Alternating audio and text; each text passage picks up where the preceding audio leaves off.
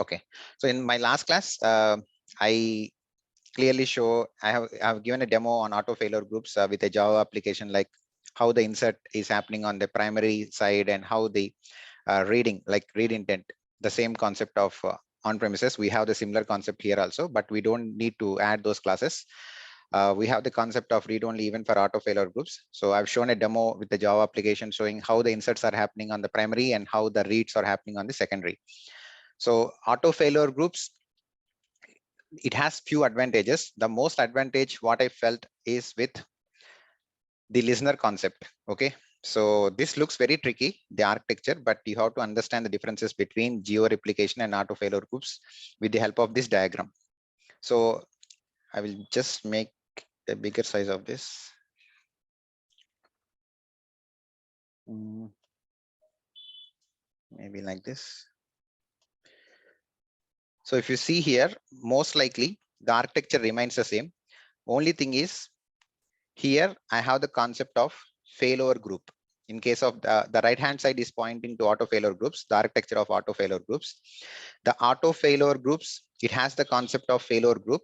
That means we don't need to update our connection strings if something happens. I mean, if the failure happens, whether it is manual or automatic, we don't need to change our connection strings. That's the beauty of auto failure groups. Whereas in case of geo replication, there is no such concept. We have to update our connection strings after the failover. That is the main fundamental difference. And geo replication is at database level, whereas auto failure groups is at the logical server level, means all the databases can be included in replication at one shot with the help of auto failure groups.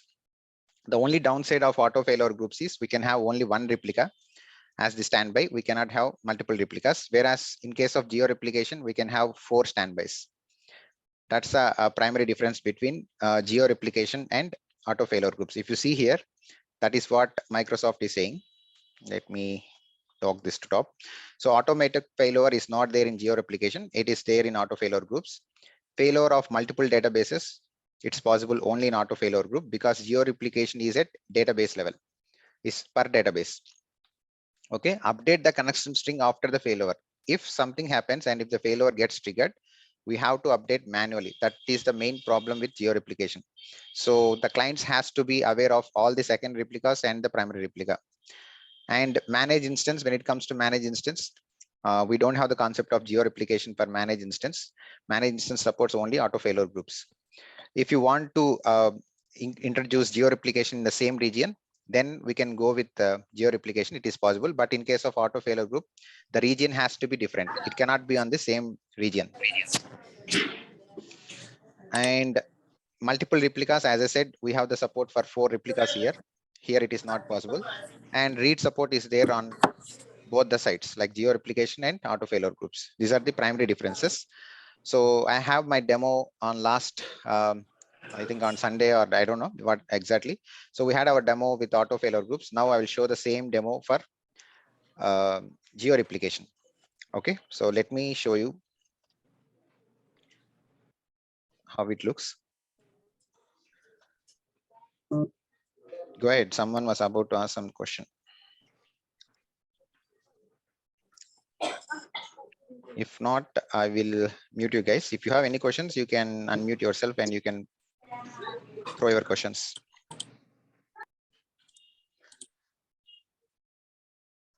Okay, so let me show you my server first, logical server. So if you see here, type is SQL database, type is virtual machine, type is SQL server. So Azure AD SQL is my Azure SQL server. This is my Azure SQL server. And if I just click on Azure logical server, I call it as logical server because that is not the real instance. It's just a logical abstraction what Microsoft has come up with. So this is our Azure SQL server. And if I go here at the server level, I have the concept of failure groups. We don't see geo replication on the left hand side anywhere. If you see here, there is no concept of geo replication. So geo replication is at database level, whereas failure groups is at instance level. I will call it as instance for our understanding purposes. Okay, so let me pick the databases. I have 4, I think I have 4 databases out of our 5 databases. So out of which I have configured geo replication for this database. So this is one database where I have geo replication. So when I clicked on one of the databases on the left hand side, here you will see under the data management section, a tab by name replicas. So this is nothing but geo replication. So geo replication can be configured at database level only, and it can be configured in the same region or outside the different region. And geo replication doesn't support automatic failover, and you have to update your connection strings after the failover. So as of now, what is my primary? So how will I know whether what is primary and what is secondary? So based on this, I can say, or we have the DMVs, or we can use PowerShell scripts. It is our compatible, whatever you're compatible with, you can make use of that.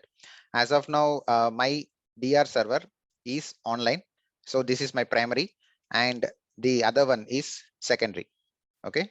So I have a Java application. So I will show you how the data is getting inserted and how the data is getting read from it, how you will read from it. And after the failover, we have to update our connection strings. So I will show you how to do that.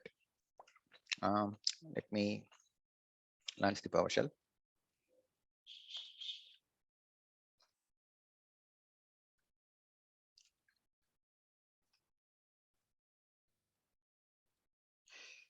Just let me check the version first.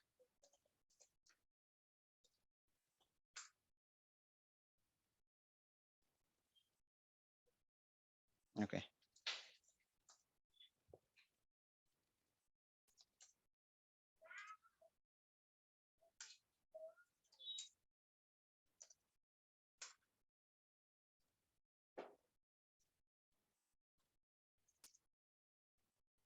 Any questions in the meanwhile, you can ask me. Just give me a second. I will launch the data studio and we'll start.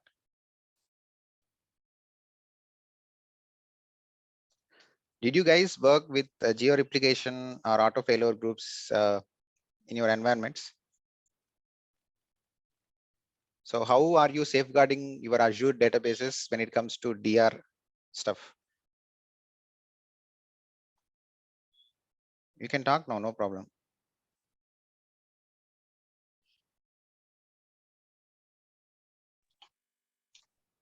Anyone, if you have worked on it.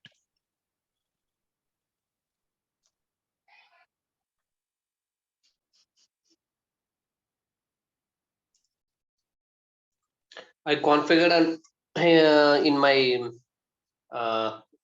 geo replication for testing purpose, not on my not for my client. Okay. So But just I don't configure file groups in Azure. okay, auto failover groups. Yeah.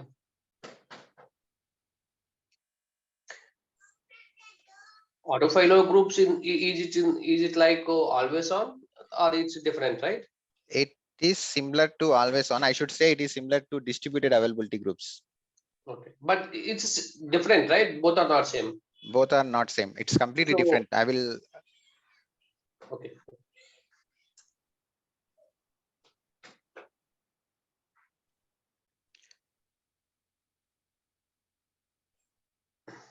Just give me a second, guys. Just a second.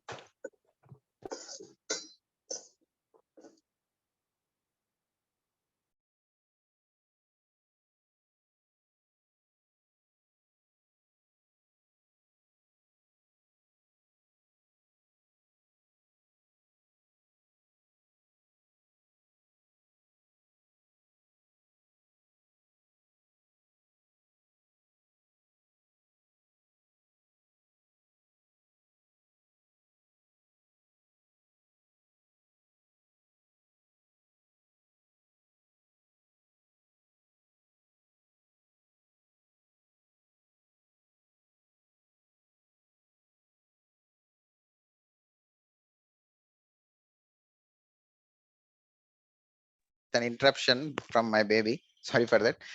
Yeah. So as you can see here, my inserts are happening from the primary server and the reads are happening from the secondary server. So how do I know what is primary and what is secondary? So if you see here, there is no it will not show any icon showing that this is primary or secondary.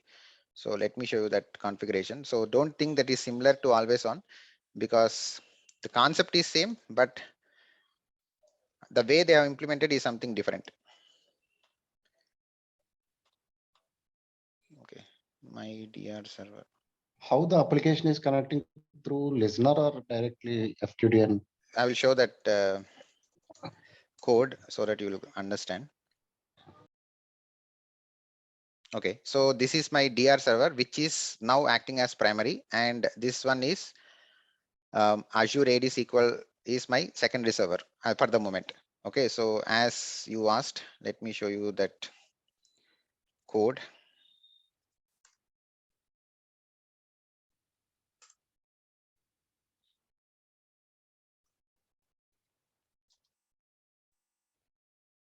So this is my Java application. So if you see here, this is how it is reading the data.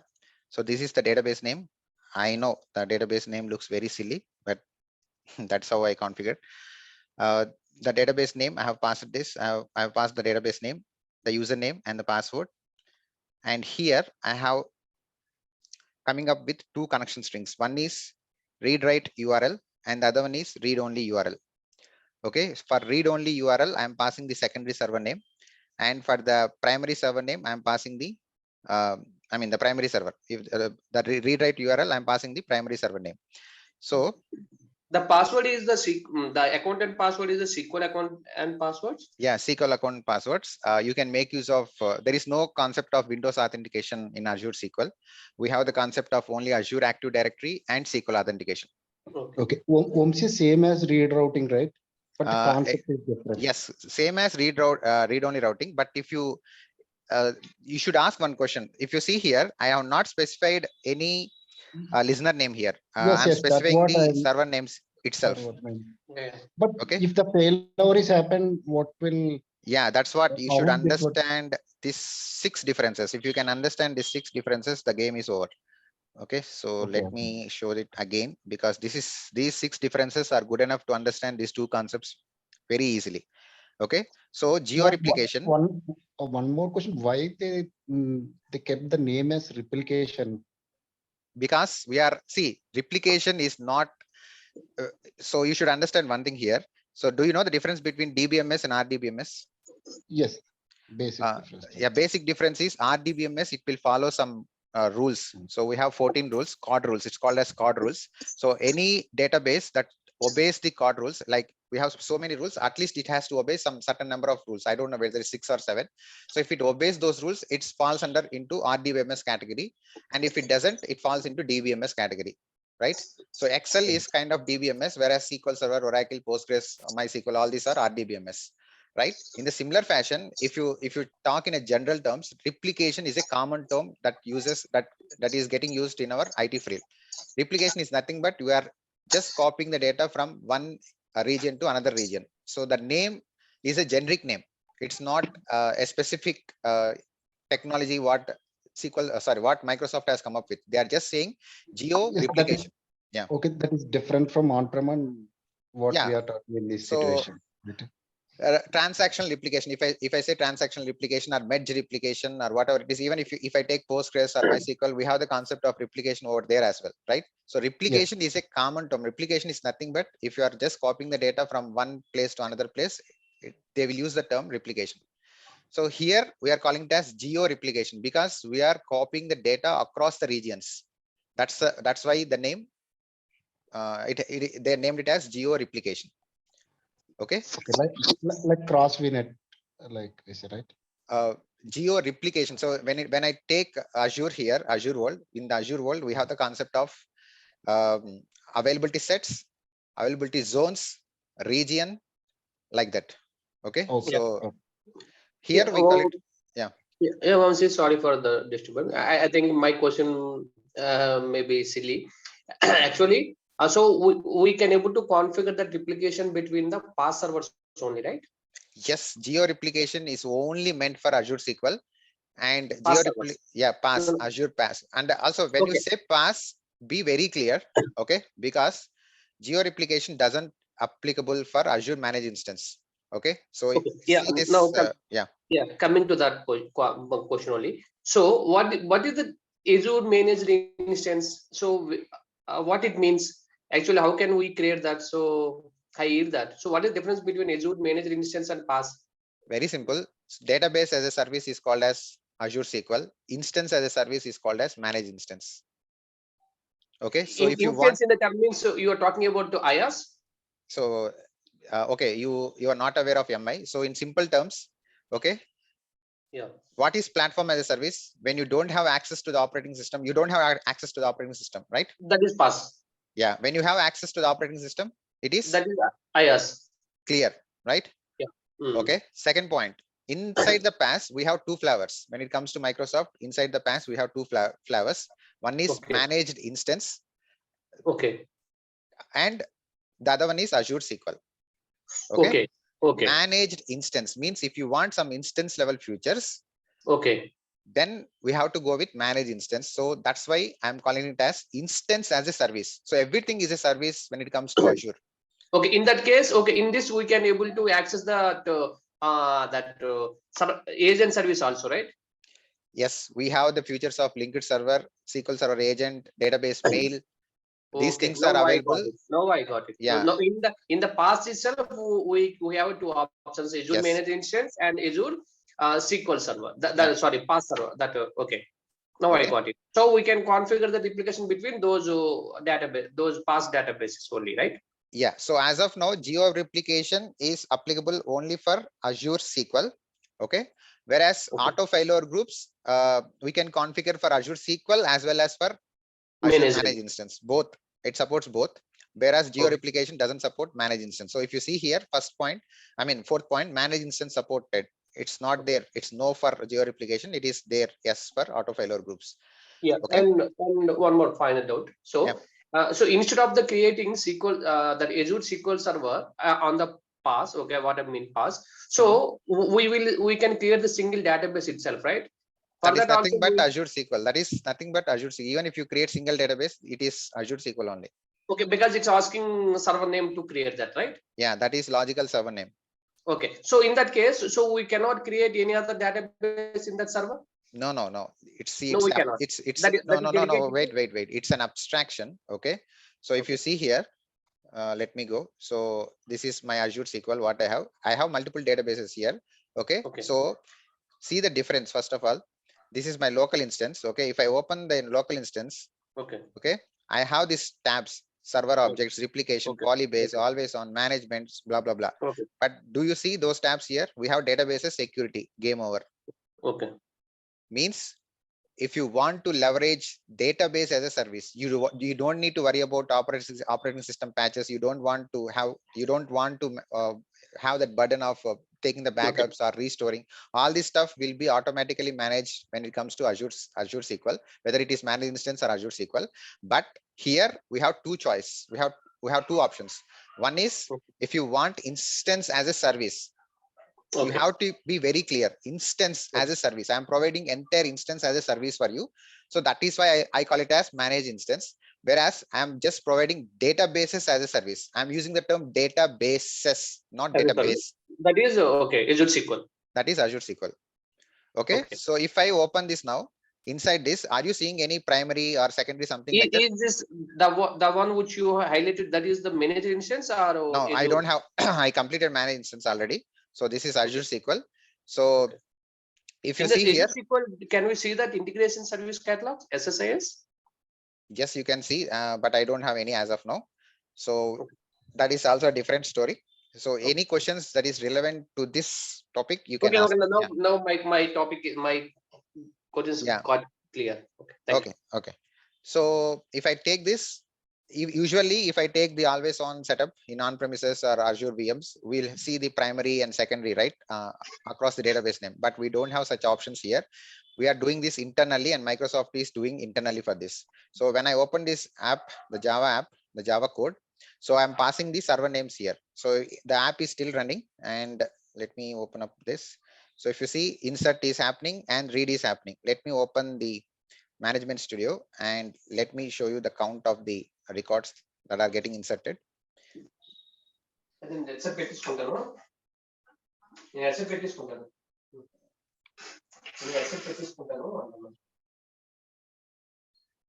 will be a bit slow because I opened so many things.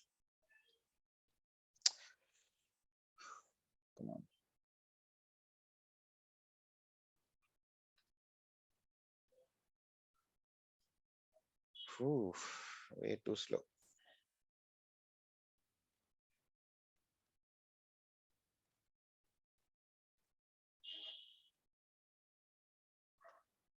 Close some of the unwanted things.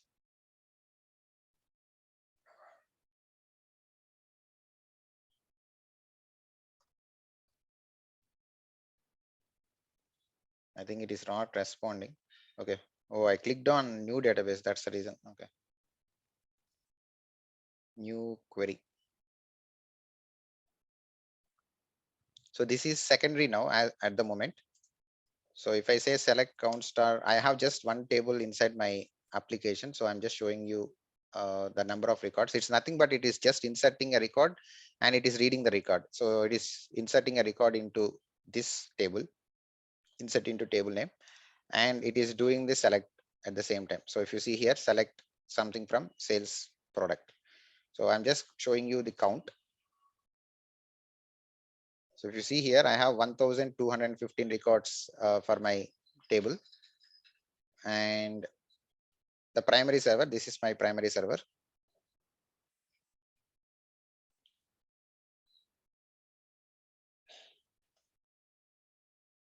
Wait for it. Okay, so this is my primary. So I have 1,218. Here I have 1,219. So they are catching up. So they are in sync with each other. 1,219, 1,219. So that is what even this is showing. So insert on primary successful, read on primary, secondary successful.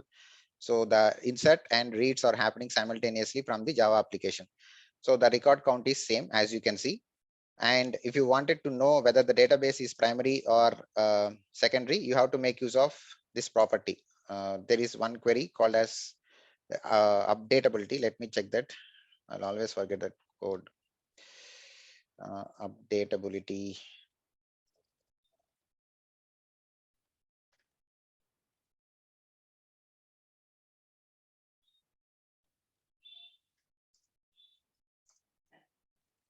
How do you know whether the database is primary or secondary in Azure SQL? It is not that easy. So you have to make use of this query, or else you have to make use of Azure portal. I think it is updatability. I will write my own query. Database name, ds, and then updatability.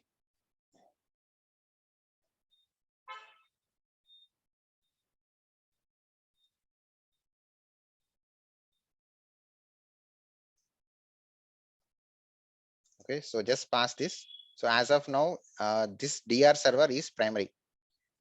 Okay, so this is read only. I think I have connected to Azure AD, which is read only. Yes, that is true. And the other one, my DR server is primary. So DR is primary now. So if I run the same query here, it will show read write. So this is how we can test whether the database is acting like primary or secondary when we configure geo replication or auto failover groups. The query remains the same, whether it is geo replication or auto failover groups, it doesn't matter.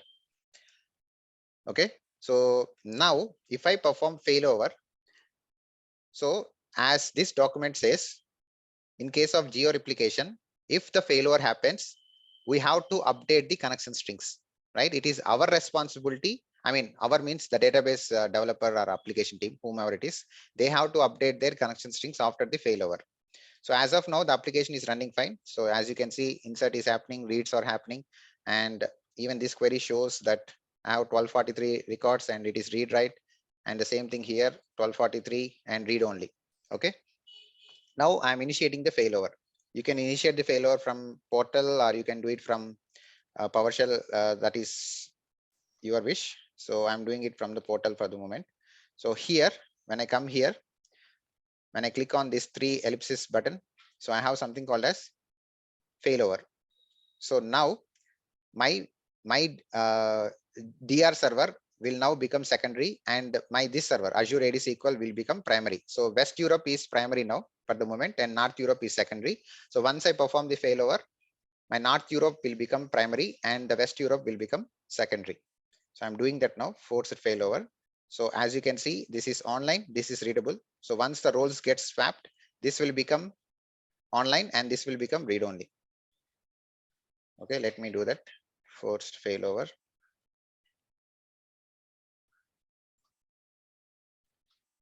Force failover means any data loss. There will not be any, there are chances for the data loss, and this is a very good question. And for your information, there is one store procedure that we have to run before performing this action in real time. But unfortunately, there is no documentation for that store procedure at all. So let me show you that command, because these are happening asynchronously. Why it is Oh. not synchronous? Because we are transferring the data across the regions. Do you think it is possible to do with the synchronous replication? No. It's not at all possible. So we have to go with asynchronous replication only. So since we are doing that failover, forced failover, there are chances for the data loss. So that is what they are saying. Microsoft, I'm just following the Microsoft documentation. I'm not referring to any other blocks. So if you see here, prevent the loss of critical data. So if you wanted to failover, okay, so asynchronous replication makes the possibility of data loss unavoidable if the primary fails to protect the critical transactions from the data loss. Okay, so this has to be called. So this is the store procedure what they are asking us to run. SP underscore wait for database copy sync. We have to run this store procedure, but unfortunately, there is no documentation on this anywhere throughout the internet. I searched completely. I didn't get any proper information on it. So you have to run this store procedure if you are doing it in real time, if you are about to failover. But since this is just test environment, I'm doing the failover now. But I sincerely request you to run this store procedure. SP wait for database copy sync to prevent the data loss if there is any. Okay. Okay, so now I'm doing failover. So my North Europe will become primary and my West Europe will become secondary. Since I did the failover, okay, so if you see here, it will fail now. So you already see the read from secondary failed, and now primary also is getting failed. Why it is getting failed? Because it doesn't know what is primary and what is secondary. Okay. So How that is the reason. manually we have to change, Yes, right? yes. So this is the third point. I'm just coming up with a proper demo so that you can understand what is this. So if you see here, update the connection string after failover. Yes, we did the failover. Now Geo Replication doesn't know what is primary and what is secondary. It doesn't know anything. Whereas auto failure groups, I have shown you a demo where, on last Sunday. So I didn't update the connection strings anywhere. So it automatically picked up the primary and it automatically picked up the secondary. So I don't need to change my connection strings in case of auto failure groups. Whereas in case of Geo Replication, I have to. There is no other go. Okay, so it started failing now. So obviously it will fail. So now if I refresh, so it will switch the role. Still it is doing, it's not yet done. Request submitted. So I have to wait for it to get completed. Let me click on this. Sometimes it will be slow because we are inserting the data, right? So it will be little slow.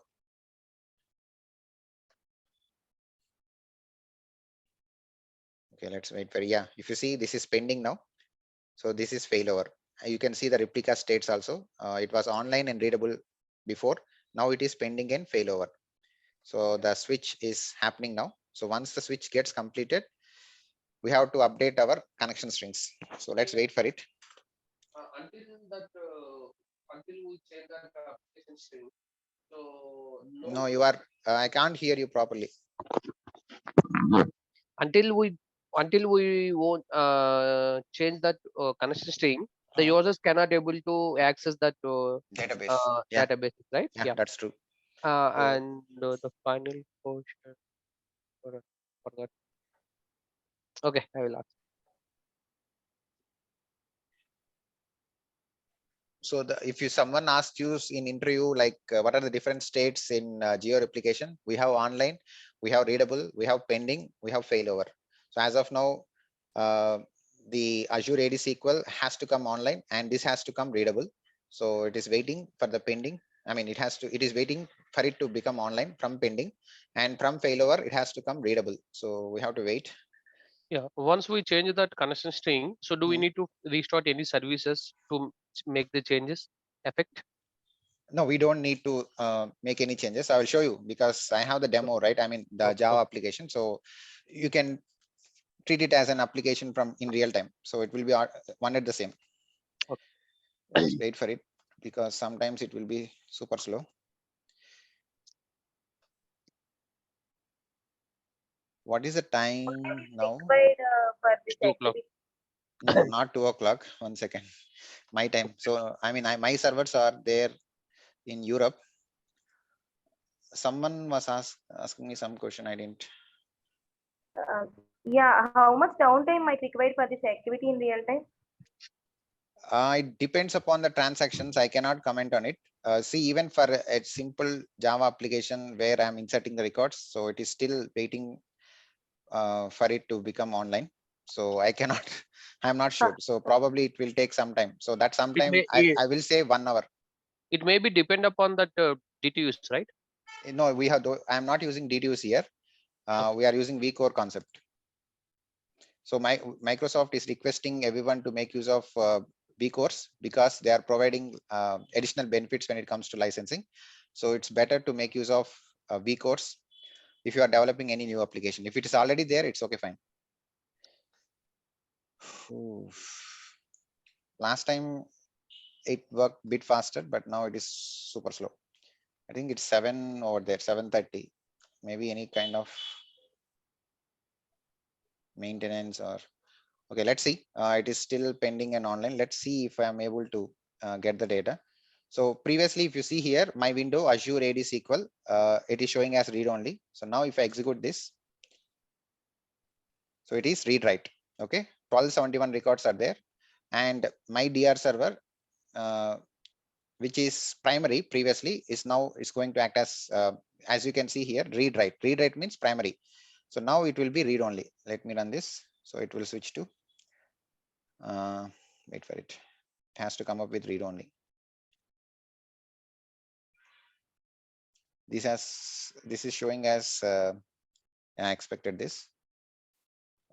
Still waiting for the database to. Can you just repeat again the states, available states in the Geo Replication? It is online, readable. If you are not failing it over, it will be online and readable. Okay, if you are failing it, if you are performing any failovers, it will be pending and failover. Okay, thank you. Online, readable, pending and failover. Still waiting. Wait for it. That database is not yet online. Yeah, so this is what you will get. Database is currently not available. So generally, when you see in on-premises, we'll have the concept of offline and online, right?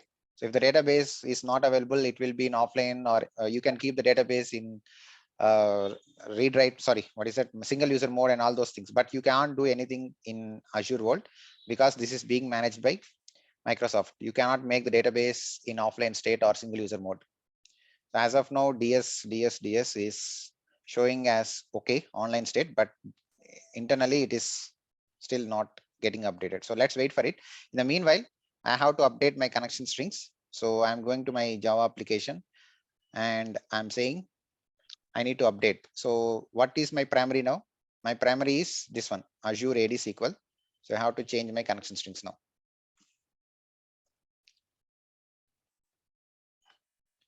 Okay, so this is my primary and read-only server is going to be DR server. My DR server. So just I am updating my connection strings and I'm saving it and I'm closing it now. And now I'm running the application again.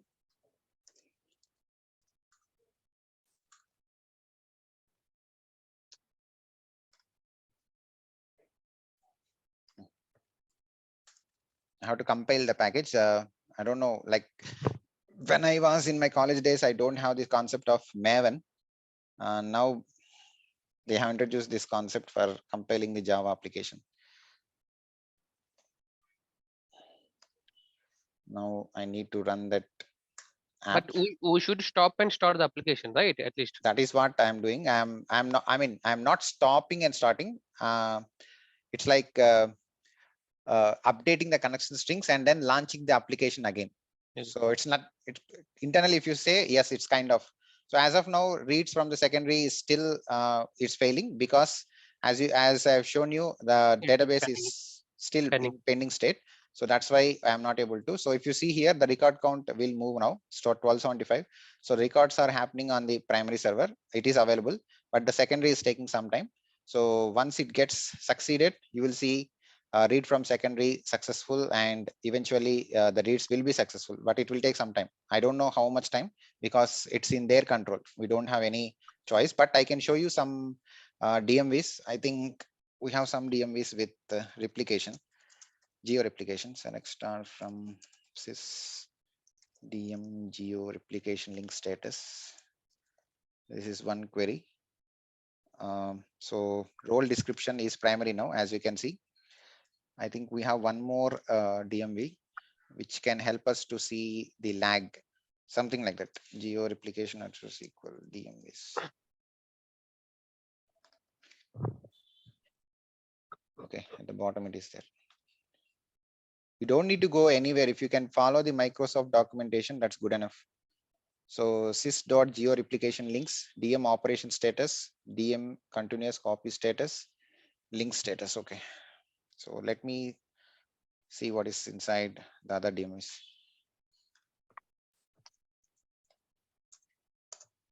If it gets synced up, it's fine. Yeah, now if you see read from secondary is successful. So it is catching up now. I didn't do anything. I just updated the connection strings. And now let me show you the record count on secondary, which is my DR server now. DR has become secondary now. So let me copy this. And this is my database. New query. It has to connect now. Yeah. So now if I see, it will be read only and 1294. And if I run those queries, it will be 1294 and read write. And now let's go to the portal and see what's happening over there. This is pending and failover. Let me refresh. So it is online and readable.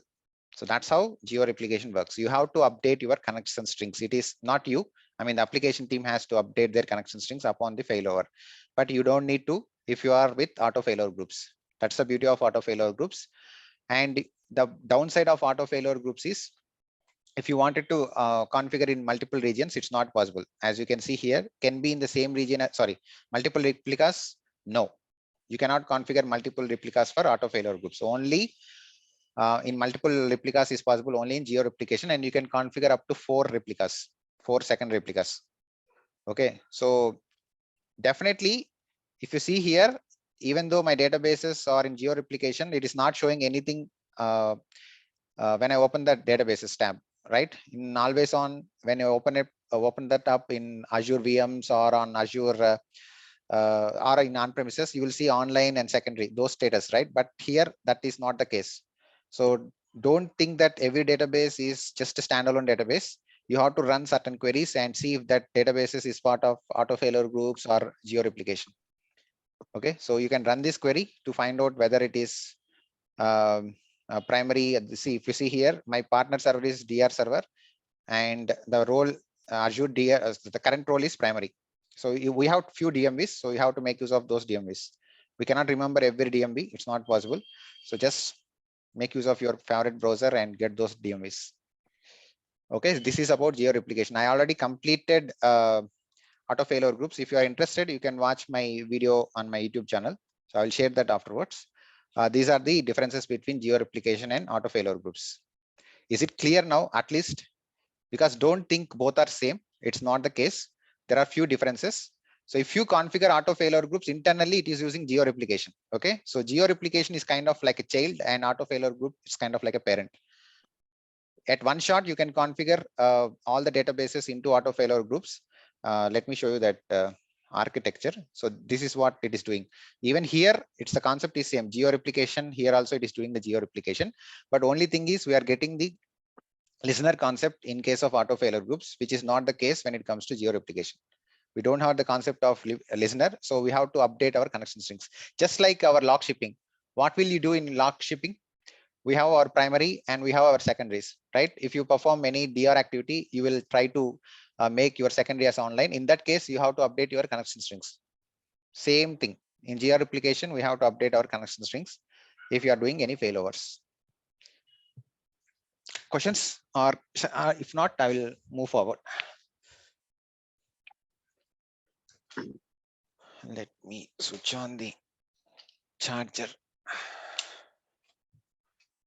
Okay, so I'm done with Geo and what is that? Auto failure groups.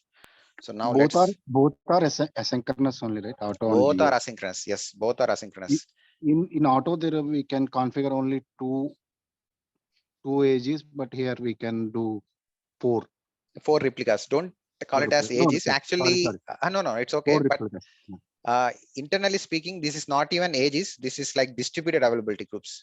Okay, these are Okay. not ages. Actually, if I call it properly, this is nothing but distributed availability groups. Okay. Okay, so now I don't know how many of you are good at understanding the general purpose and business critical. Okay, so I will just show you a glimpse of business critical. So this is business critical architecture. Okay, if you configure business critical, automatically there will be always on in place. You don't need to do anything, just like what you are seeing here. If I open this up, it's appearing like a normal database, right? So if you configure this database as business critical, for example, so internally Microsoft is doing always on setup for you behind the scenes. You will not even notice that. Okay, that is up to the Microsoft. And one server, we can use one server as secondary replica. Okay, that is the advantage or the benefit what Microsoft is giving when compared to general purpose. General purpose, we don't have the concept of secondary replicas. Okay, we cannot have the read-only purpose. We cannot make use of it. And also general purpose is having the concept of failover clusters. The architecture is very different from business critical. You have to remember those 2 points. Business critical architecture is availability groups. General purpose architecture is failover clusters. Okay, so now my question is, I have a database that is part of business critical. Okay, and someone is asking you to configure geo replication for that. Do you think it is okay or it's not okay to configure that? Again, I'm repeating my question. Let me be very clear. I have one application. Okay, they are looking for geo replication setup. So they came to us and they're asking us to set up geo replication for one of the databases, and that database is business critical, not general purpose. That is business critical. And also they are requesting us to configure that in the same region. Example, I will show with a notepad. So I have a database by name India. So this is business critical database. I have 2 regions, North Europe and West Europe. Okay, so for the moment I am not, I have only one region, so that is North Europe. Okay, so based on this business critical, I told you business critical will have 4 replicas. Behind the scenes we'll have 4 replicas. We'll not even know that, but this is the architecture, guys. So one replica can be for read-only purpose. You can use it for read-only purpose. Now somebody has come up to you and they're asking you to configure geo replication in the same region, means North Europe only. If that is the case, will you configure it? Will you configure or not? No. Why no? You already told that inbuilt always on is configured in the architecture level. One is read only. In the geo replication also, we are doing that secondary read only Yeah. and the primary is read write. So if my database is business critical, so if they are asking you to configure geo replication in the same region, again I'm saying in the same region. Okay, in the different region, yes, you have to, because that is for DR purpose. But if they are requesting you to configure geo replication in the same region for a business critical database, then it is of no point, no use. Only one benefit what you will get is you will get one more second replica. That's it. So you'll have 2 read-only replicas. Apart from it, there is no advantage. Okay, please do keep this in your mind. Okay, if your databases are part of business critical, don't blindly configure geo replication if they are asking it to do it in the same region. If they are asking it to do it in different region, okay, it makes sense. Because if something goes wrong inside that North Europe, I have my West Europe that will act as primary. That makes sense. But if they are asking you to configure in the same region for a geo replication and that too for business critical, then it is of no use. The only thing is you'll get one more database. That's it. One question, Vamsi. So in auto, I did not attend our auto failure group session. So one Yeah. question, auto failure groups also, that the databases are in read only and secondary replicas. Yeah, it's in read only. And okay, let me show you. Synchronous. Synchronous. Asynchronous. Sorry, asynchronous. It will not take much time. Okay, let me show you quickly then. I thought of going with Azure Data Sync rather than auto failure groups because we already completed that. Okay, let me do that quickly then. Azure AD, it will not take much time. So now if I go to the failure groups, I have to configure auto. This is nothing but auto failure groups, guys. So come here and configure your auto failure groups. So you have to pass a name for it. This is like a listener. This is nothing but listener. So I'm just saying AG failure group. Okay, only lowercase letters. AG failure group listener. AG FG listener. Okay, so this is how you will configure. And now we have to choose our secondary server, DR server. So, oh, sorry. I'm sorry, I clicked on wrong. Failure groups, add groups. I'll just say AZ listener, LIST, that's enough. AZ listener. And now select a server. I have my DR server ready. So I'm choosing that, and read write failover policy is automatic. We have automatic and manual. I don't want to talk about this now because it's already, I completed that in my previous class. So I don't want that. So if you see here now, as I said, failover group is at instance level, not instance. I should not use the term instance, but for our understanding, I'm calling it as instance. So the logical server, I'm treating that as instance. Inside that logical server, I have 5 databases. So it is asking me to choose the database. Whereas Geo Replication, I can do it only per database. So Geo Replication is at database level, whereas failover group is at logical server level or at instance level. So configure databases, I can choose whatever I want. So for example, I'm choosing the other databases, AdventureWorks and some other stats demo, for example, or Toy Store. I'm picking up 2 other databases. Okay, select and create. That's it. So once I complete this, we are done. Okay. It will. This is also in the Azure SQL level only, right? Not on the instance, Azure Manager instance. So we can do the failover groups on the Yes. Azure SQL server itself. No, we cannot create the failover groups on that Azure Manager instance level. No, don't get confused. Very easy. Okay. We have 2 concepts here, right? Geo replication and auto The failure failover. groups. Yeah. So both these concepts will work for Azure SQL. Okay, not for manager instance. When it comes to manage instance, only failure groups are being supported. Okay, so let me show you that diagram again. So if you see here, manage instance support. So Geo replication is not applicable for manage instance, whereas auto failure groups is applicable for manage instance. So manage instance supports only auto failure groups. It doesn't support Geo replication because it's instance as a service, right? We are not having the concept of per database there. Okay. Got it. So in that case, we can see that once we connect that manager instance, we can see that failure group options in that instance as well, right? Yeah. If I have that managed instance, I could have shown you, but that is very costly. So I cannot Okay, got it. do it again. Whatever it is, it will show that option, right? Yeah, it will show you. So it is now getting configured. It will take some time. So I think if you want, if you are interested, you can watch my video on YouTube, which is already there. I will do that. Yeah. I will do. So it will take some time. I will check that Today later. only I subscribed that, so I will. Yeah. So now I think it's 2:20. Do you guys have time, or because I have to complete data sync, so it will take roughly half an hour if I take now, or 45 minutes. Yeah, we are free. Okay, fine. So let me go with data sync.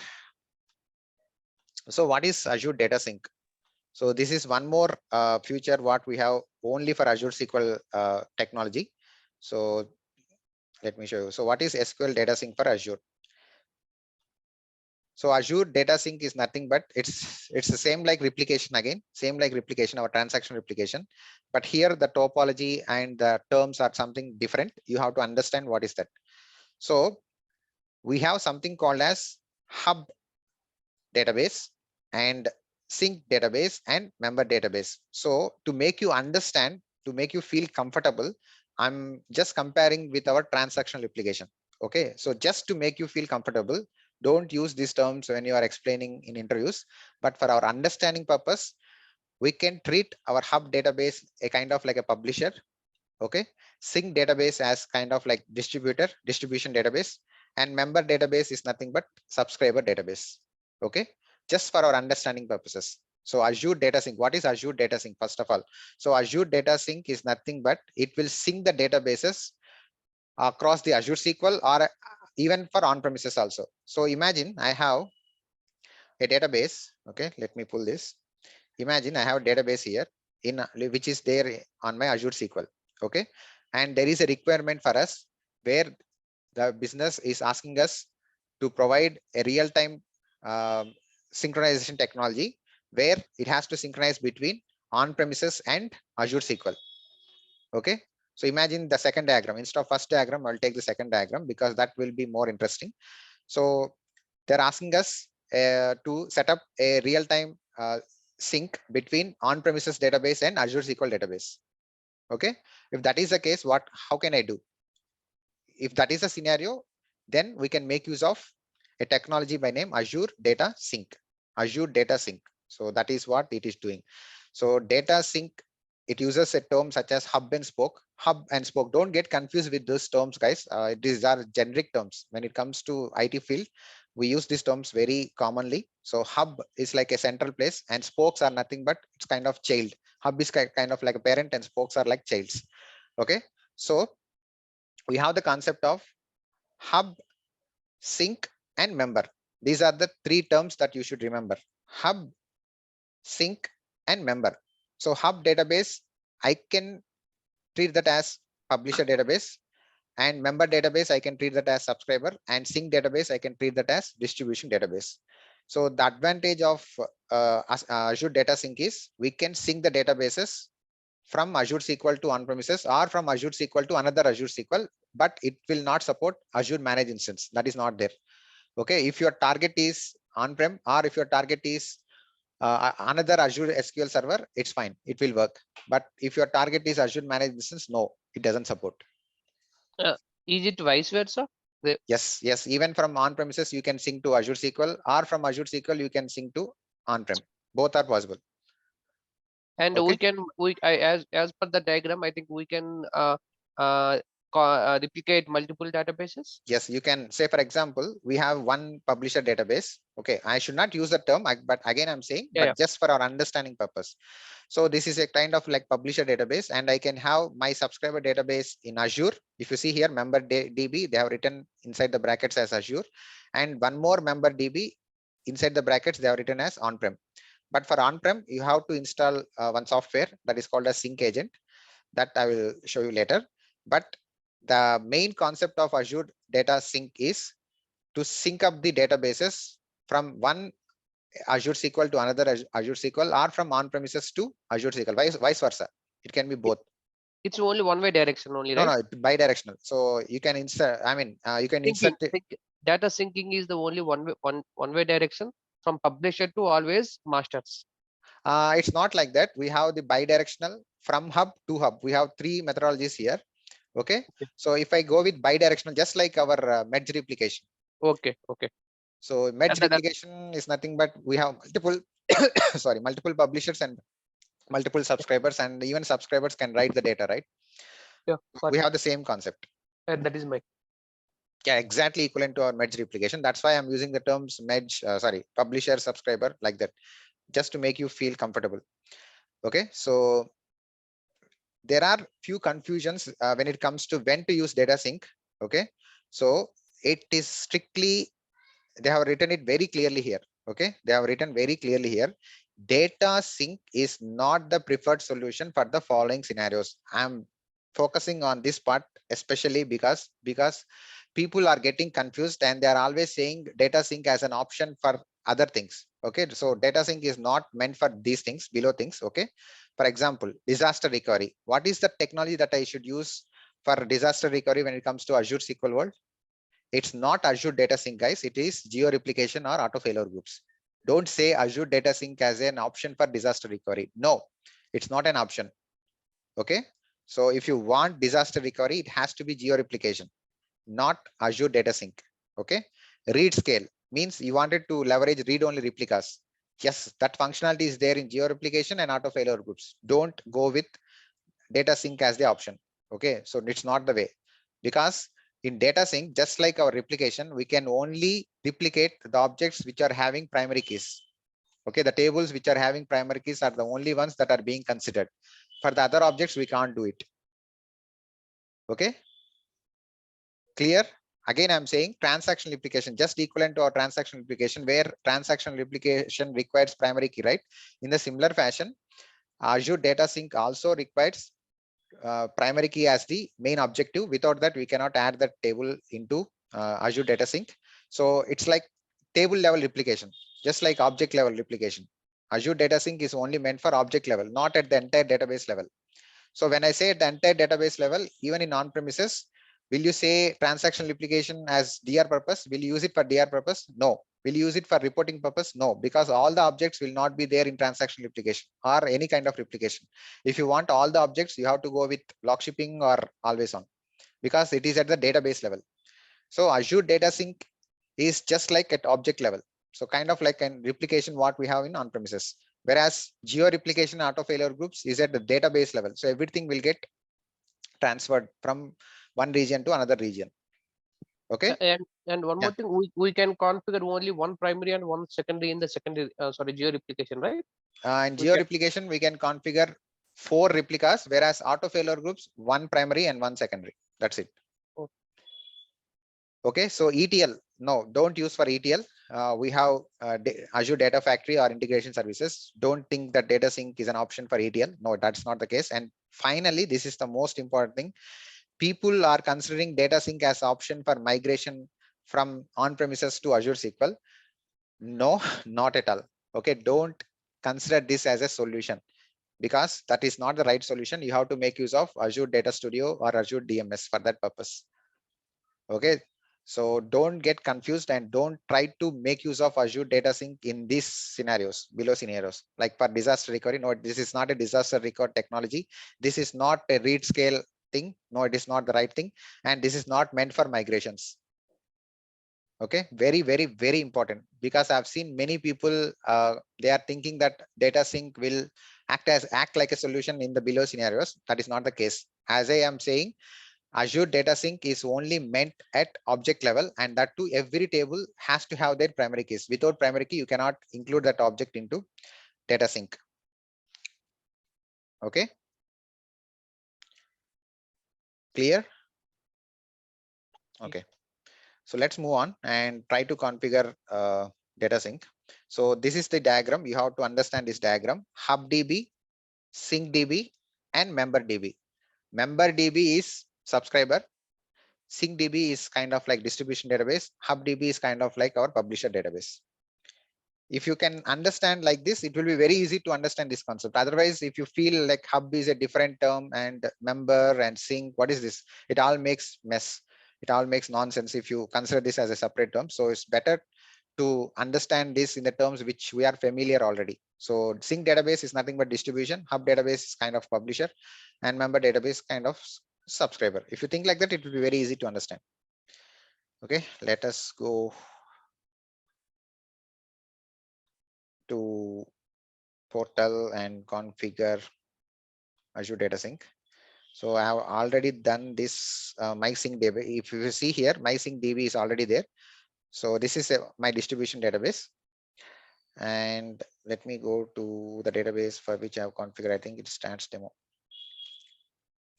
Again, it is at the database level, not at the instance level. I mean, at the logical server level. You have to go under the data management section, and you have to make use of this option, sync to other databases, nothing but Azure Data Sync.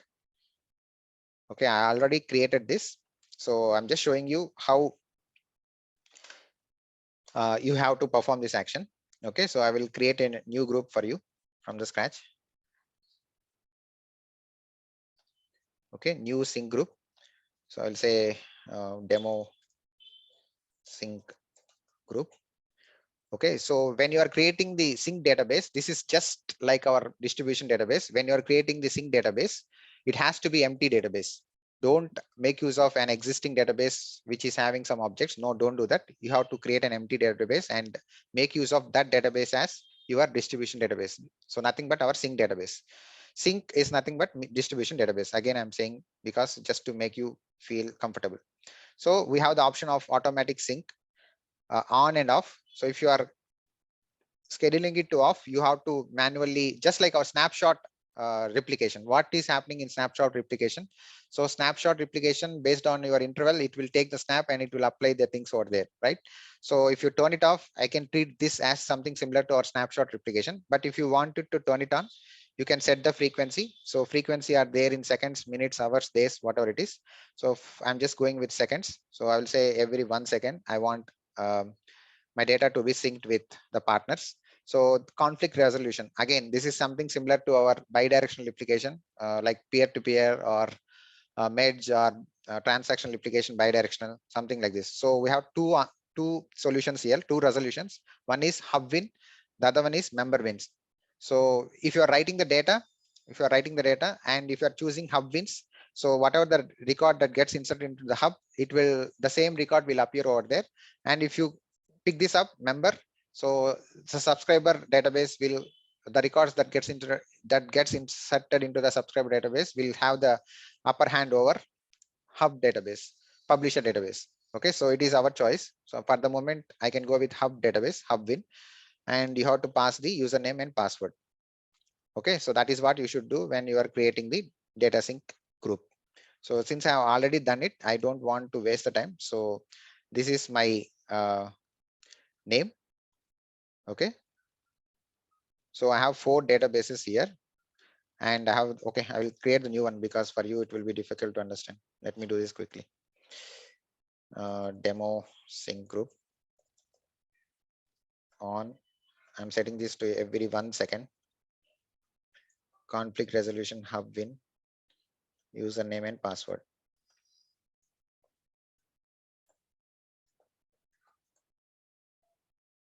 You can use private link if you want. This is a different topic. I'm not creating it now, but it is very simple. And if you are comfortable with the private endpoints, like what I explained in my previous classes, you will feel very easy when you enable that private link also. Wait for it.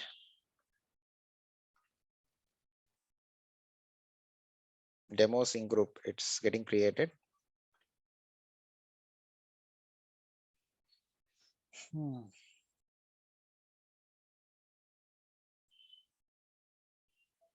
Okay, it's done now.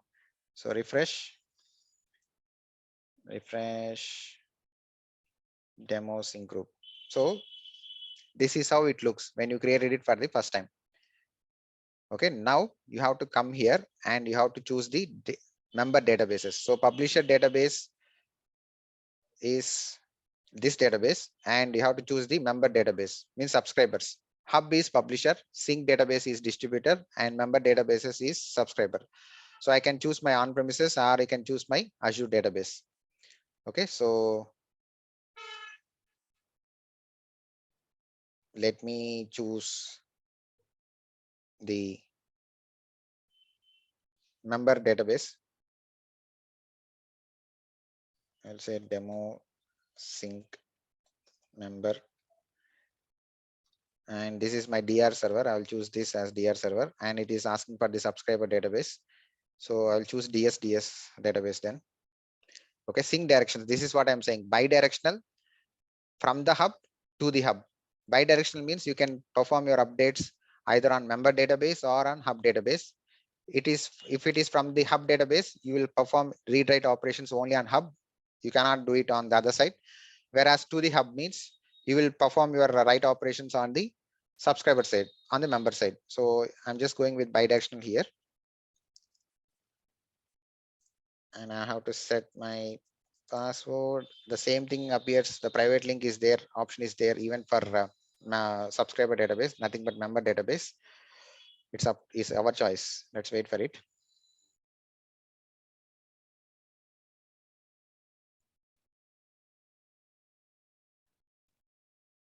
I know it is working hours because for me 9 o'clock is my work time. So it's just 2:30. I have to connect from my office also. I will do that. Okay, so we just configured one of the databases. So as a subscriber database is ready now. Member database is subscriber, hub database is publisher. Now, if I go, I didn't add any database, any tables over here.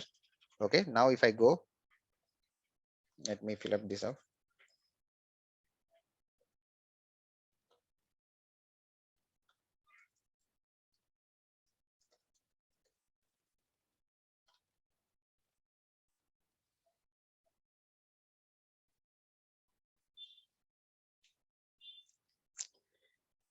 Can I make use of the existing ones? Because I've shown you how to create it, right? Because it will take time.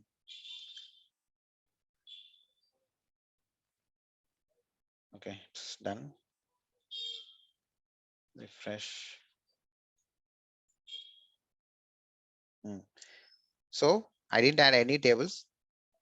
So if you see here, these are my hub database and the other one, the demo sync, just now whatever what we added. Okay, so as of now, we don't have any any tables inside this. So I'm going to make use of the existing things because it will be very easy to complete. Otherwise, it will take a lot of time for me. So I think I have included stats demo database. Let me show you that.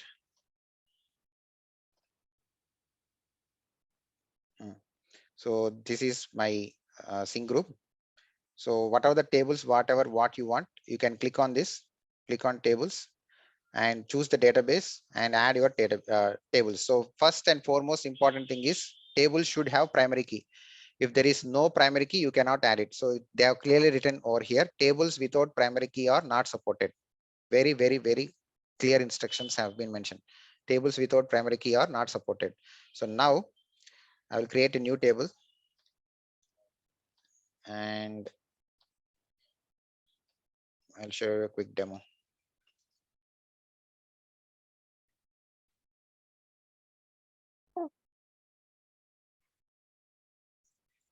Create table test demo serial number int primary key. Okay, I'm creating this on the hub database, which is nothing but our publisher database. And now you have to add this database to Azure Data Sync. So refresh the schema. What is the database name? Sorry, table name, test demo. Okay. Wait for it.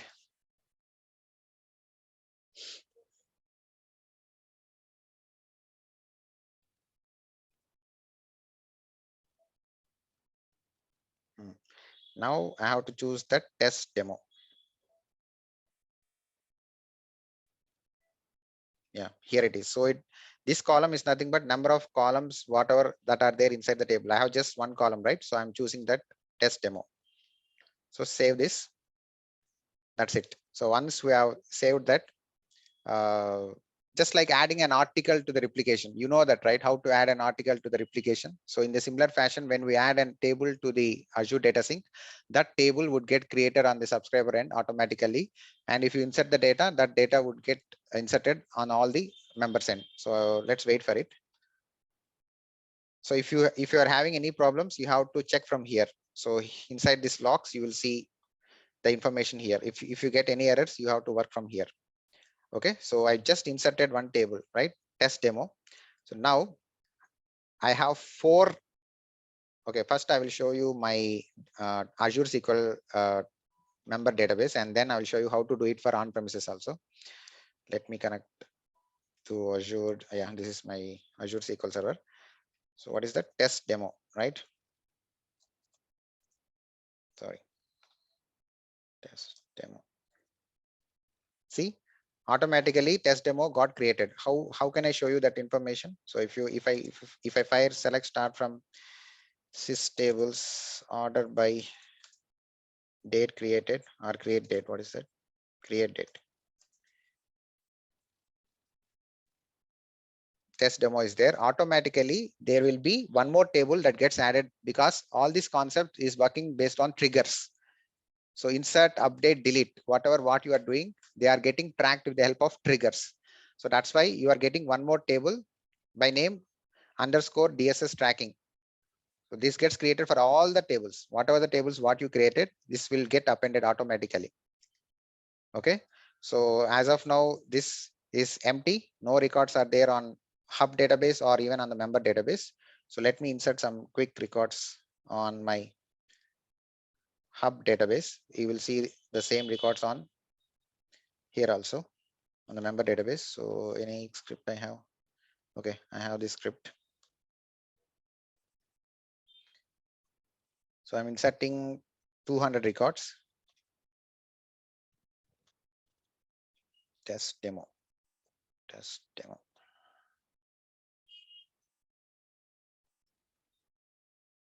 Okay, set no count on.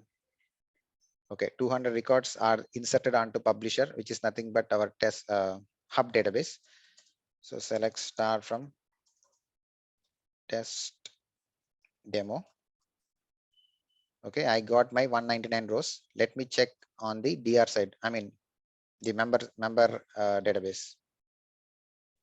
Not this one. Select start from test demo. No. I think this one.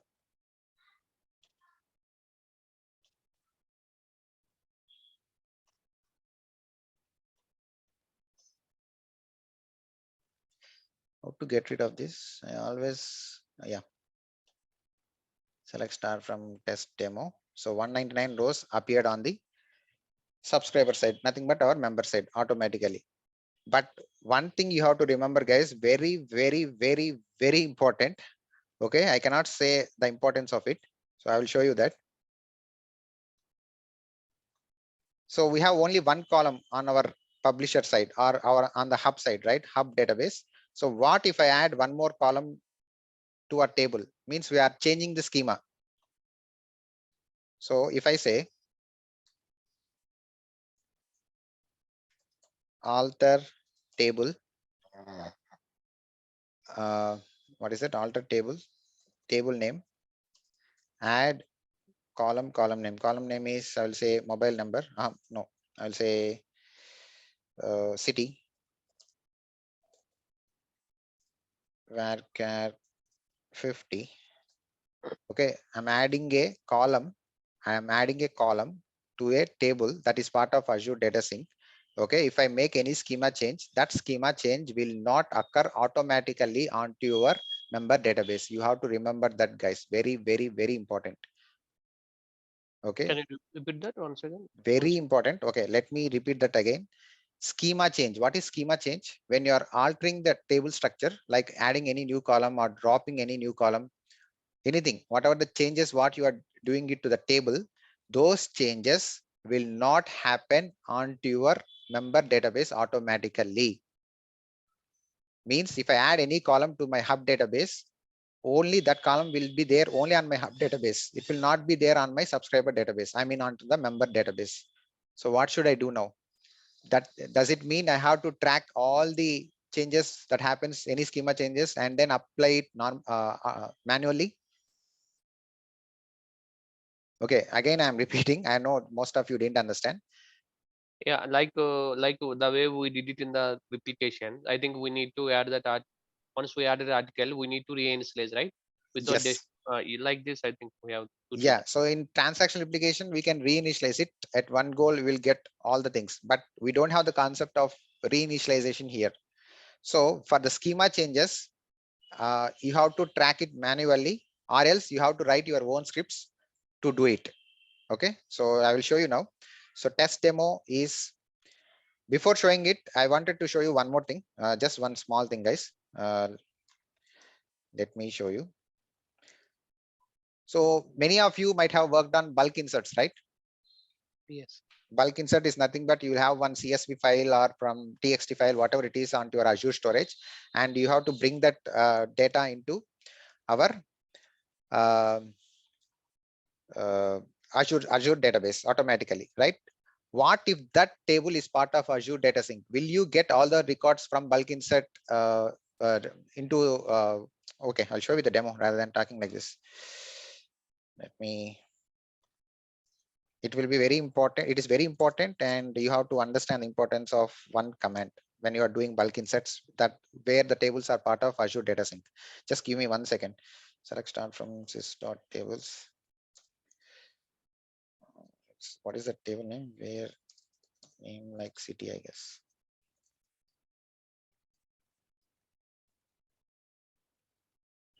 So I have one table here by name city. So let me delete all that rows, delete from city.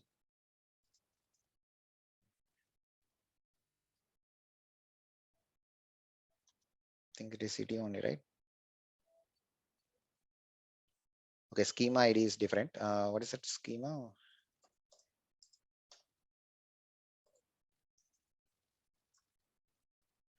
Schema, where did I keep this? Samples, okay. Samples city. Okay, now there are no rows inside my samples.city table. Okay, select star from samples.city. Nothing is there. Let me check on the other side also, like on my DR side.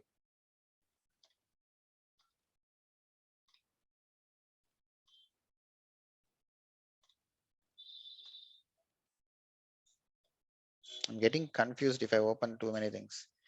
Let me close this off.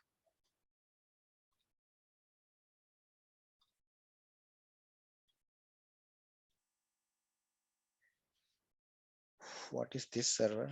Okay, this is 2022. Okay, now select star from samples.city. No data, right? No data on DR server also.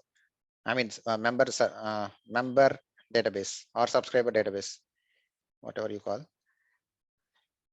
Now you are doing bulk insert. For bulk insert, what will you do? You know how to do bulk inserts in Azure?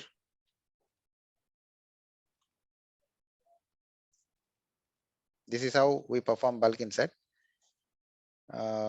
Stands demo, right? Let me take new query. So bulk insert table name from from the file name with data source. I have to create these steps. I have to follow these steps, guys. I am not showing it to you, but you have to create external data source like this, and you have to create database scope credentials. So after creating this, you can do bulk insert. Without that, you can't do. So you have to create database scope credential, and then you have to create external data source pointing to that our storage account. You have to do these two steps in order to achieve this. But since I already performed this, I'm just showing it to you directly. So, okay. And I will say done. So I'm bulk inserting the rows. I have 10 rows, I believe. Access is denied. Why? city.csv. 1 second. Let me check my storage account.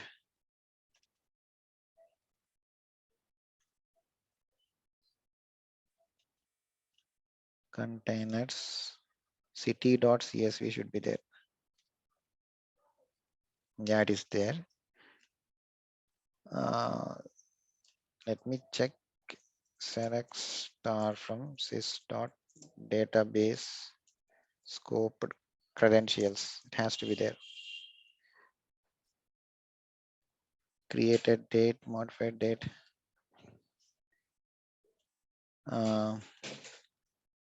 Let me drop and create this again quickly. So drop credential name.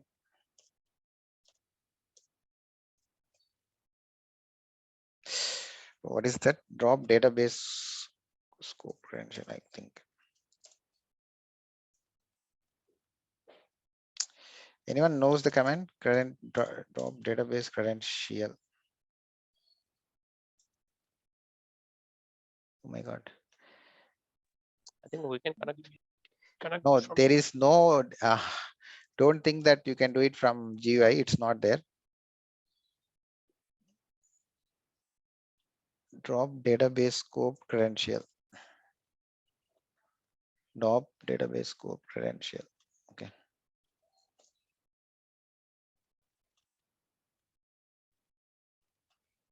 I think spelling might be wrong.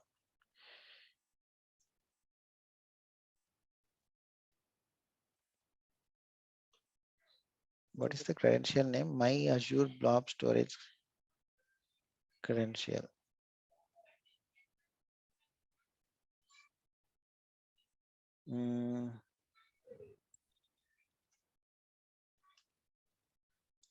blob storage, my Azure blob storage,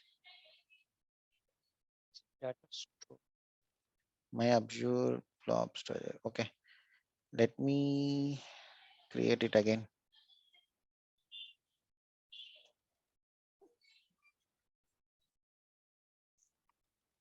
Okay, so I will take a new query and create database scope. So how to get this key, you have to go to your storage account and you have to do some things. I will say underscore test now and go to your storage account and go to shared access tokens and click on generate.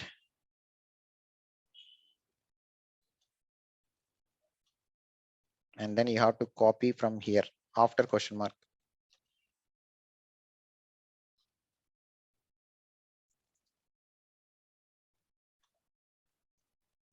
With identity, I will say shared access signature underscore test. Shift and delete.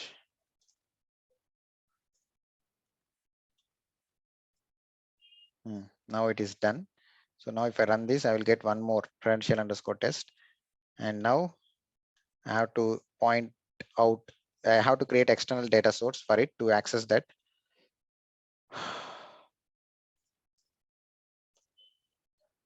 My Azure blob storage underscore test. Rest all remains okay. Here I have to change.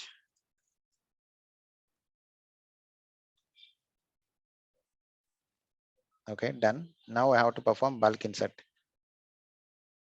Bulk insert schema name from city. So my Azure blob storage underscore test.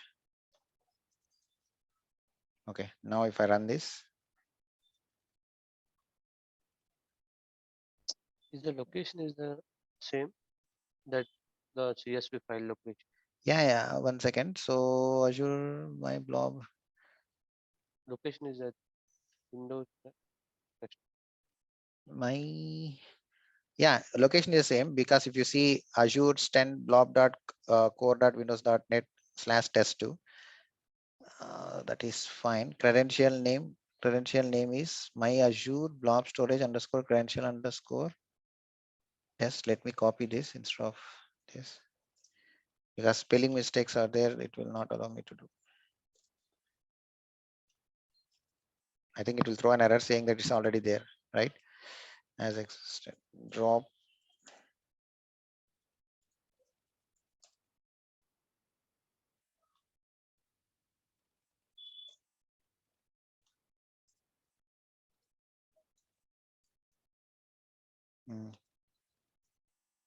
Okay.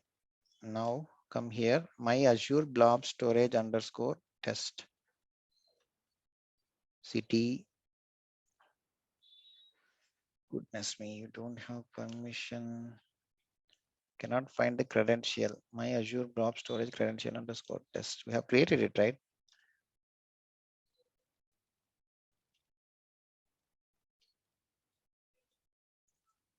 My Azure blob storage credential underscore test. It is there.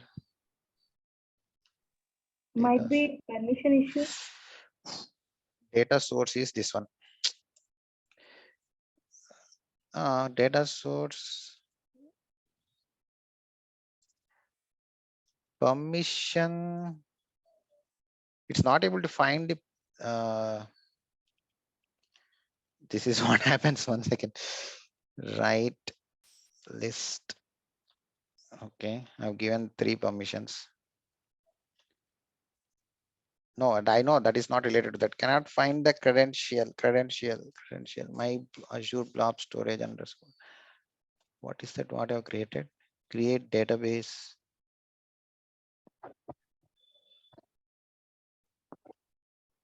Sorry guys, I didn't expect this, but sometimes it happens.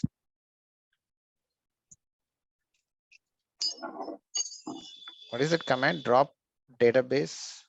Scope credential. Should work, right? Drop database scope credential name. database.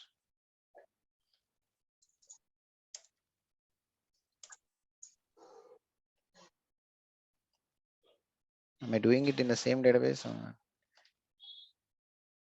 Is it, will it use credential identity or name? It has to use the name only. Let me give it a try.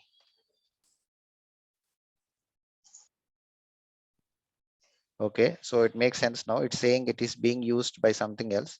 So if that is the case, first we have to drop that, drop external data source. All are comments only, guys. You don't have the facility of GUI. That is one more problem with Azure SQL. Okay, done.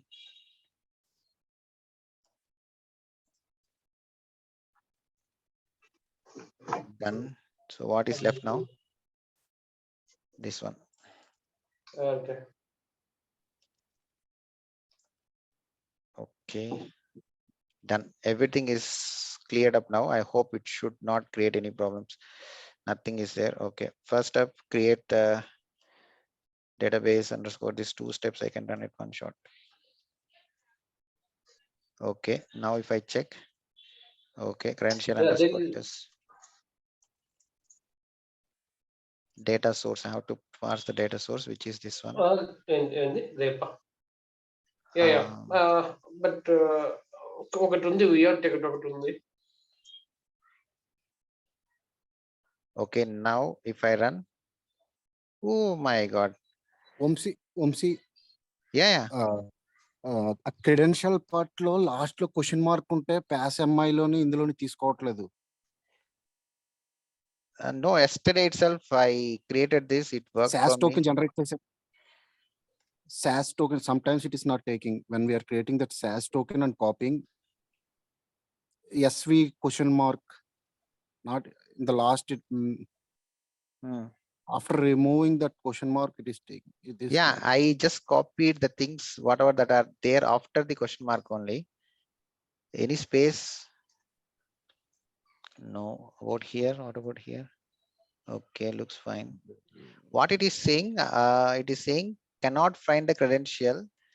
My Azure blob storage credential underscore test. My Azure blob storage. It is there. It is not able to find that credential for some reason. And data source, external data source name is Azure. My Azure blob storage credential is not. Okay, why this is not working? Okay, I will check this later better, and I will. Vamshi, can you try? Can you copy to Notepad and can you do just once? Let me check one thing, guys. Yesterday night I was using one block, so I will check that. Vamsi, try with SAS token. You're trying with SAS URL, right? SAS, they are one at the same. I will show you. Just give me 1 second. SAS Okay. token, it will work. So okay, I'm copying this now. So if you observe it carefully, check this out. After, SP equal to R and okay, let me copy both. I will show it to you. we are using that SAS token after. Okay, and then here SP Control C. Did you find? Are you noticing any difference? Check this out. No. So they are one at the same. You can use SAS token or you can use after the question mark. Both are same. What is the timing that it is getting expired? 10:53 p.m. Chennai, Kolkata. Okay, 2:53. Now that is not a problem. Cannot find the credential because it doesn't exist or you don't have the permission. What is that credential?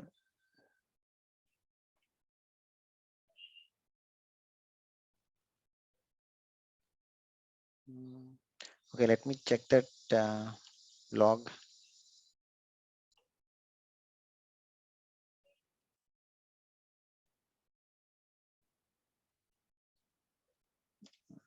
Bulk insert.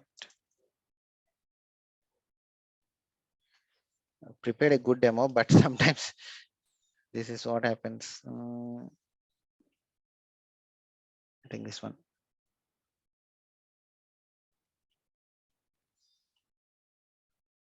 I don't know. Okay, let's see this here only instead of checking all those rubbish things. Cannot find the credential.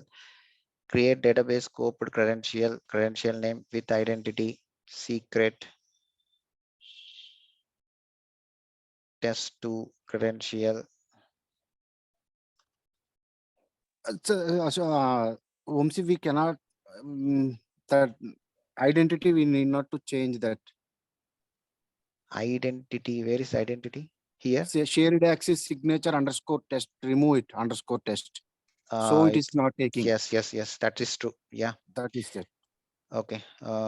Thanks. is it. Thank you. I'll drop this.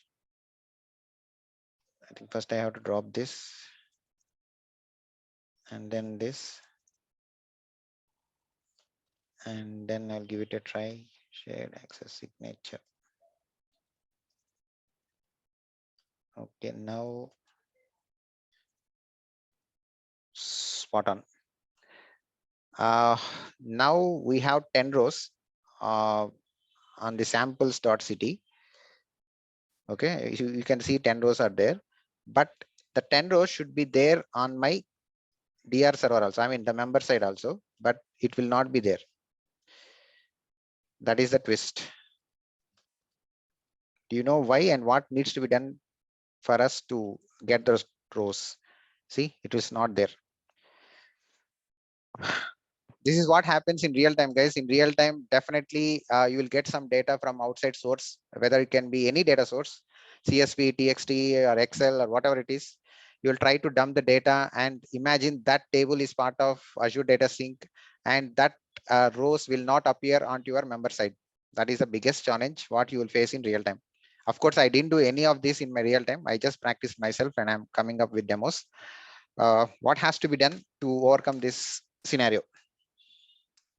As I said, Azure Data Sync is purely based on triggers technology. So it is created based on trigger.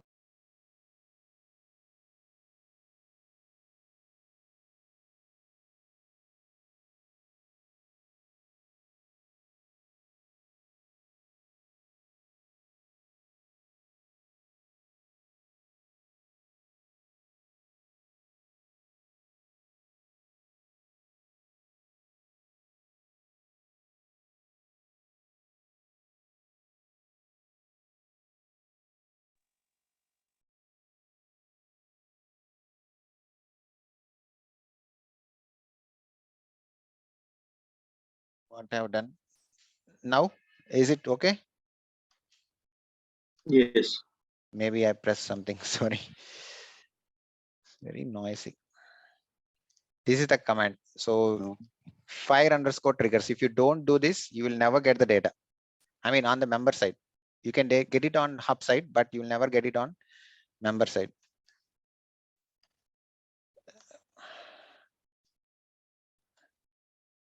Come here. Now I will say fire triggers. I'll make use of this class. And now if I say bulk insert, okay, so 10 rows are there on hub database. But if I check this on member database, it has to be there. Hub, it is fine. Let me check on member table. Yes, now it is there. So be very careful when you're dealing with bulk inserts. It will not work unless and until you add this class. What is that class? Fire triggers. If you don't add this class, it will not work. Okay, so this is one tip that I wanted to show you. The other thing is, as I told you, schema changes. Schema changes will not happen automatically. Okay, if I add a column now, test demo, to the test demo table, if I try to add city varchar, if I try to add this column will get added only onto the hub side, but it will not get added to your member side. That is one more challenge. Okay, let me show you. So now if I say select start from test demo, select start from test demo, you can see two columns. Serial number, it is there. We just inserted 199 rows. City column is empty, that is fine. but city column will not appear onto your member side automatically. So if I go there and if I check that test demo, it will not appear because I have done something. It will appear now. If you are able to see, that means my what can I say, my solution is working. If not, this is not working. See S name, that first name or the city name is not appearing here. City name is appearing only on hub database side, but it's not appearing on the member side. Not only this one, even if you drop the column, it will happen only on hub side. It will not happen on member side. So there are so many things that you have to take care of. Only data, it's fine. Only data, it's fine. But schema changes will not replicate automatically. That is the biggest headache with Azure Data Sync. So if there are 10 tables that are part of Azure Data Sync, and if you are making any schema changes, so it is our responsibility to track those changes and insert those changes onto our member side automatically. You have to do it, or you have to do it manually. So are you getting the problem now? Yes, sir. So that is the headache. For that, we can do one thing. There is one solution from Microsoft. So I just changed it that little bit, and after that it is working fine. So let me show you that first. Let me go to the Geo Replication part and show you the error.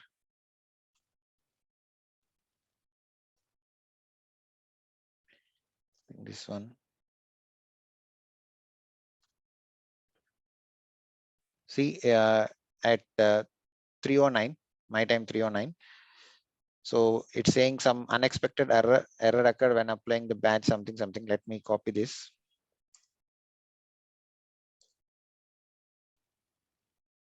So bulk insert command for the dvo.schema changes was rolled back.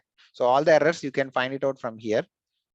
Okay, so now the problem is we have updated our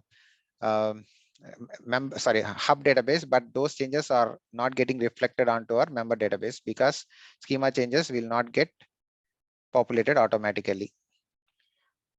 So what can I do now? So we can do it, but for that you have to make use of this article. Let me show you that article. So this is the one what you have to follow. So they have clearly mentioned automate the replication of schema changes in Azure SQL Data Sync. Means schema changes will not happen and it is our responsibility to automate them.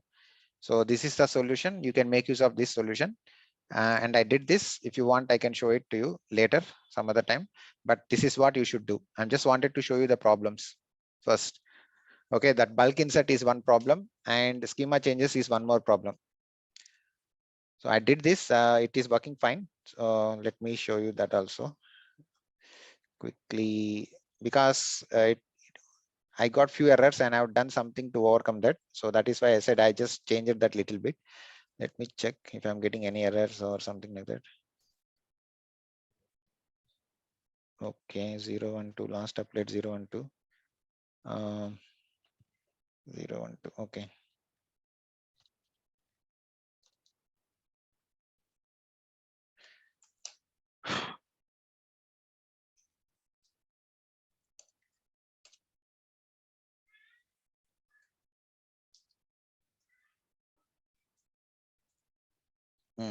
So now it is appearing because I just followed the instructions. Without following these instructions, it will not work for you. So in real time, don't think that any schema changes would get replicated automatically. You have to follow these steps. If time permits, I will show you a demo on this some other time.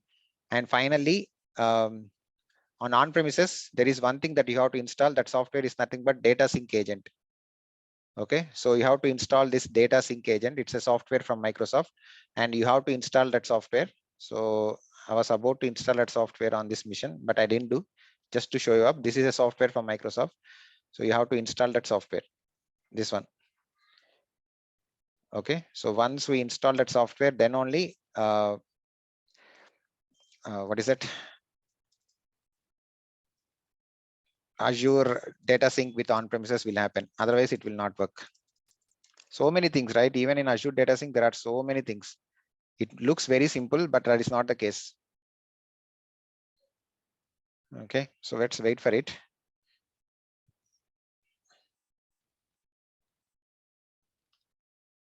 Okay, after installation, you will get something like this. Go here and you will have something like DATASYNC. Inside that, there is sync agent software. This is the software that gets installed, and you have to get some key from here. From there, from the portal, you have to submit this key and you have to register it. So there are few steps here. Let me show you quickly. This is a new server, right? So I can show it to you. Which user account you have used for installation? Installation, I made use of my local account. If you have a domain, you can use of domain account. The account with which you gets logged in, it's fine. Stats demo. Let me go, and this is the one. And now I have to add one more on-premises thing. I already added my local laptop and one VM. Now I'm adding one more new VM, just the VM whatever on which we have installed that software. Add on-premises. So this is how it appears. Choose the sync agent. So it is you can make use of the existing ones, or you can create the new one. So I'll create a new one for you, and I will say SQL 2022 agent, because I just installed 2022 to practice something.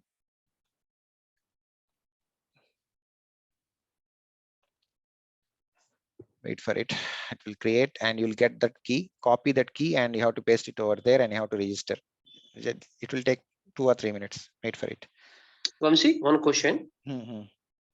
Hello. Yeah, go ahead. Yeah. So instead of the automating these changes, so I know that what I'm going to make a changes, schema changes in the primary. Can we run the same command on the secondary? Same command on the secondary. Okay, you can do. What happens is that if you do any alterations on your secondary databases, I mean member databases, those changes will not get reflected onto hub database. Yeah, no. My question is, so if I do the both schema changes on the both servers, I think it may affect that data might be inserted, right? For data, there is no problem. Only it's about schema changes. That is where the problem is. So if I modify the schema on the both servers, is there any problem? Nothing, right? Nothing. But see, in real time, if you give permissions for your developers to do any alter or drop or create, right? Any schema changes. Schema changes I nothing but understand that. DDL, right? I'm just asking questions. So whether Yeah, we that is have fine. another approach. That is fine. That is fine. Server, what is this server? Local host, right? I can use local host, or you can use the server name.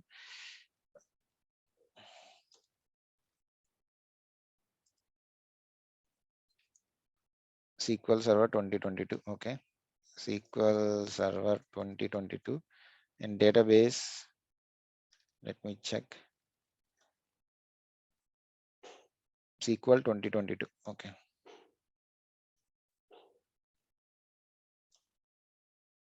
Okay. After doing this, then you have to come back here and click on OK, and you have to select the database.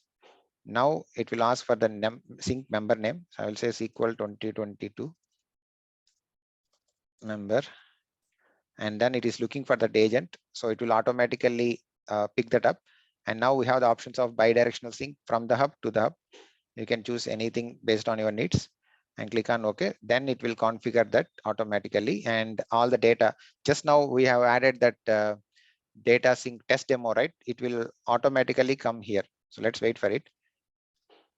I don't have any tables or anything here. It's an empty database. So now we should get some tables, and that what you are seeing, tables. See, city we just added. And then what is that demo database, right? Test 10, something we have added. Test demo. So let me check the count, or select start from test demo. 199 rows, whatever the rows what we added, it is there. So if I add new rows now, let me add now to the hub database, or you can do it bidirectional, right? You can do it from here also. So say for example, I'll copy the code and I'll add it now. Bidirectional means you can do the updates on any side. Where is that code? Yeah.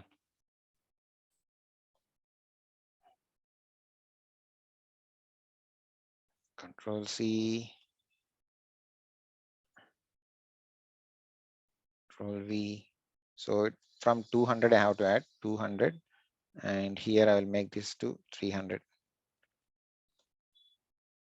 So I'm doing it on the member side. And now if I check the rows, you will see 300 records, so 299. And now if I go onto the hub side, and if I check it now, the 299 rows are there. See how quickly the data is getting replicated. So that is how it works.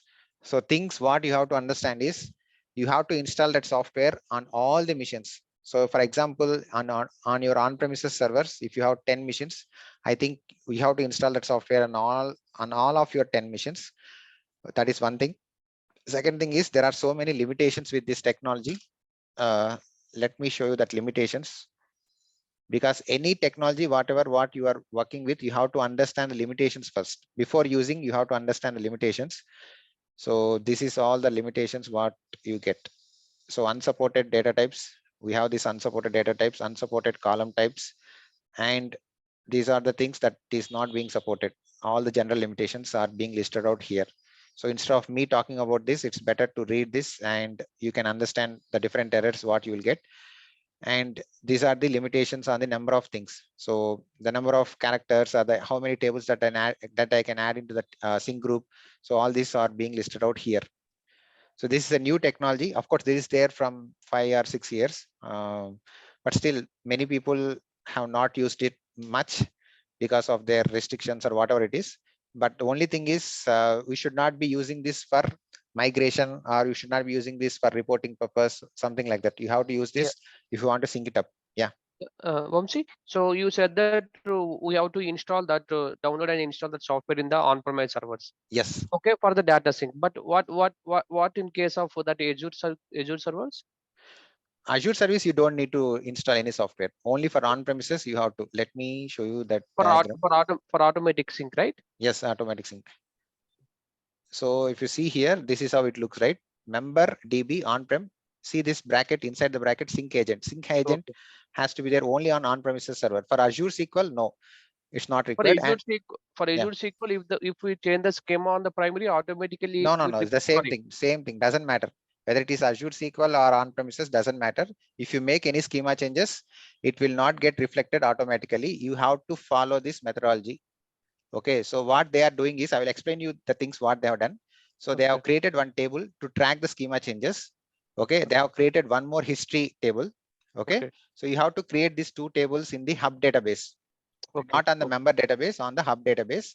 Okay, and you have to create a trigger on the hub database, the same code. You don't need to make any changes here. So these three statements has to be done on hub database. Okay. So once we are done with these three statements on hub database, then you have to copy this code and insert this on all the member databases. So I have 4 here. If you see, I have 3. One is local laptop, one is SQL 2022, and the other one is some other VM. Okay, and this is Azure SQL. So I have 4 members here. On all the 4 members, I have to run this code. Okay. That is what you should do. And also you have to add those 2 tables into Azure Data Sync. Okay. Along with, we need to install that, download and install that on-premise. For on-premise, you have to do that also. Yeah. Got it. So that is what I wanted to show. Of course, I got some errors, unfortunately. I'm sorry for that. This is a new thing. Again, you have to practice it a lot. I've been practicing from yesterday night because I have not worked on these technologies at all. So I'm learning and I'm teaching at the same time. That is what I'm doing. Yeah. Right. So any questions on Geo Replication or auto failover groups or Azure Data Sync, let me know. Yeah, it is hard just to get things at one shot. I will just upload this onto my channel. So you can watch this video also along with the auto failover groups so that you can match that up. Yeah. So again, guys, be very careful with bulk inserts. If you are doing bulk inserts, ensure that you are adding that fire triggers clause automatically. Don't skip that part. If you skip that, the data will be there only on hub. It will not be there on members. And also with respect to schema changes, be very cautious. Not only that, so even if you are replicating the procedures, you have to write your own code. So if you see here at the bottom, they have mentioned that part clearly. Where is that? Procedures, 1 second. Yeah, you can also add more triggers to replicate other types of schema changes. For example, create procedure, alter procedure. So this database, this trigger is only for tables, for alteration of tables. If you are having any procedures, and if you want that to be part of your member databases, then you have to create triggers on those things also. Whenever someone creates the procedure, if you want that procedure to be there on member databases, you have to create triggers again. So this is not an easy thing.